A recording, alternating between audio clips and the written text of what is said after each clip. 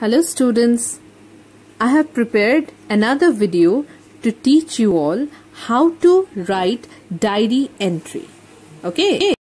Diary is a kind of a personal document. It records an individual's account of a day of his or her life. It is a great way to keep track of your past.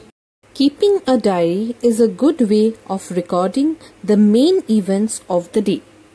It could be a record of important events or incidents. Basically, you write diary when you want to keep record of day-to-day happenings in your life. So, here is the format for writing diary entry. Okay, write the date, that is day, month and year on the top corner. Okay, then you write the time. Okay, leaving a blank line. You'll write the time and then you may address the diary as your friend and write Dear Diary or just continue to write your diary entry. Begin the diary entry with a general sentence like describing the day or momentary feeling. Okay, and remember the tense which you will use for writing the diary must be simple past or you can use present perfect and future tense also.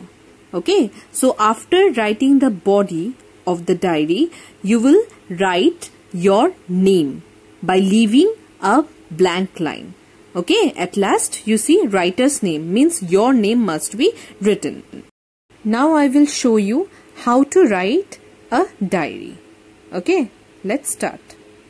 Suppose you spent a part of your vacation with your grandparents. Write a diary entry about your visit to a museum with your grandmother. You will have to write about your experience, how you felt after going there, what all you saw there and everything. So on the top left we will write first today's date, that is June 29, 2020, and then you can address the diary as your friend and write Dear Diary, or you can simply start writing the diary. It's not necessary to write Dear Diary. Okay, so body we can start like this. Today was an exciting day. Grandma took me on a surprise outing. We left home at about 9 a.m. and boarded a bus. A few minutes later, the bus stopped near a large gate. Beyond the gate, I could see a long road with well-maintained lawns, behind which stood a tall white building called the Brook Museum. Okay? A cheerful guide took us around to see the ancient marble statues, crockery, things made of ivory, beautifully carved old wooden furniture, metal statues and a treasure trove of historic things. We were so engrossed in seeing all this that we did not realize that it was noon. Grandma had packed some tasty cheese sandwiches and strawberry cake for lunch.